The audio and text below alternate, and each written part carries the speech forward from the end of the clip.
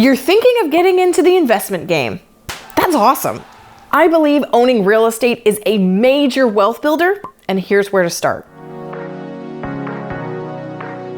First of all, there are about 1,000 podcasts, books, channels, and different ways that you can approach investing.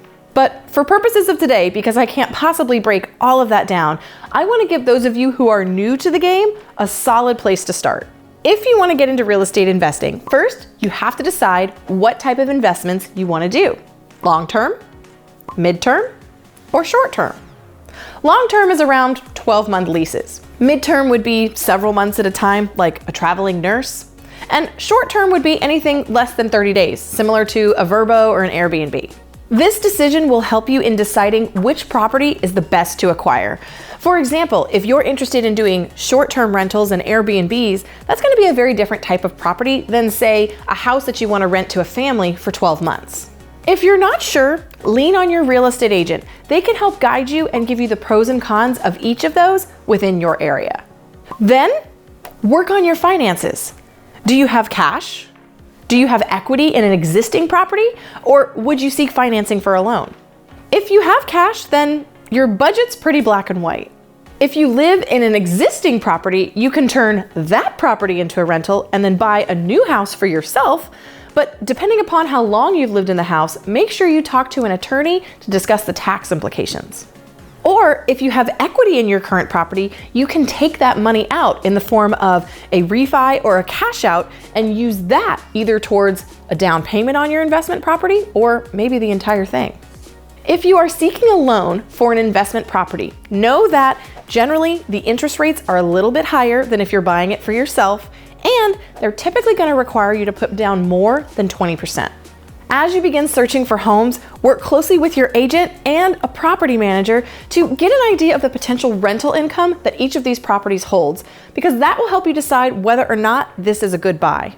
Factor in monthly mortgage, HOA fees, insurance, property taxes, which are going to be higher than an owner-occupied home, potential vacancies, repairs, and maintenance. For example, you may wish to put a certain percentage away each month into a reserve account because things like tree trimming or roofs are something that you know you're going to have to tackle.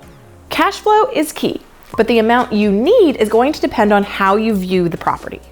Is this a buy and hold situation where the tenant is essentially paying your mortgage for you and the real wealth is the appreciation that the property is gaining over time? Or do you need excess in your cash flow to offset some of your current day-to-day costs? As I said before, there are so many different approaches and it's important to get clear on what yours is going to be. You also want to consult a real estate attorney to determine what's the best way for you to take title on this investment property. Many people will set up separate LLCs for their investments, but the attorney is going to tell you which way is the best way for you to go. Once you find a property that fits your criteria and you go through the process of purchasing it, the next thing to decide is whether or not you're going to hire professional property management or you're going to do it yourself. At the very least, I highly recommend professional tenant placement. It's probably going to cost you your first month's rent, but they're going to do the advertising, the showings, the appointments, the paperwork, the applications, the background checks, the vetting, and they're going to set up the lease. Many leases that you can find online will not hold up in court if you ever get sued. And a property manager is going to make sure that you're covered. So in my opinion, it's worth every penny. If you are local and you have the time, it can be a cost savings to manage the property yourself. However, if you don't live in the area, I would absolutely hire a property manager. They typically take a certain percentage of your rent, but then you're also not getting calls on Thursday at 11 p.m. saying that the toilet is leaking. If you are thinking about getting on the investment train, I highly recommend it. It's a phenomenal way to build wealth. Just be sure to do it right and don't spread yourself too thin.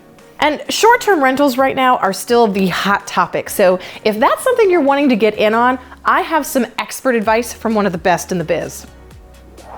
I'm Lindsey Johnson, your resource for all things real estate. See you next time.